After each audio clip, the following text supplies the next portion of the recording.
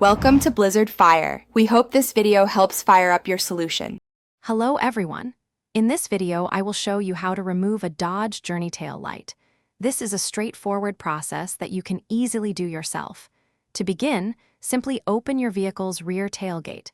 You will then see the tail light assembly and two plastic fasteners that hold it in place. These are usually located on the inside edge of the light, near the opening of the tailgate. Getting these out is our first step. Now, let's get those fasteners out. You'll need a small flathead screwdriver or a plastic trim tool. Carefully insert the tool under the center pin of each fastener and pry it out.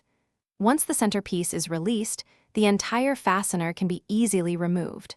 There are two of these, so make sure both are completely detached before moving on to the next step. Take your time to avoid damaging the plastic. With the fasteners removed, it's time to release the tail light itself.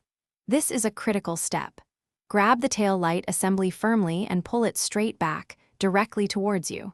Do not pull it to the side, as there are two alignment pins that could break if forced incorrectly.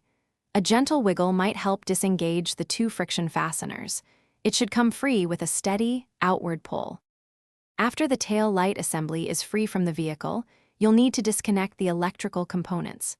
Twist each bulb socket about 1/4 turn counterclockwise to release it from the housing. If there are any additional electrical connectors, simply press their release tabs and pull them apart.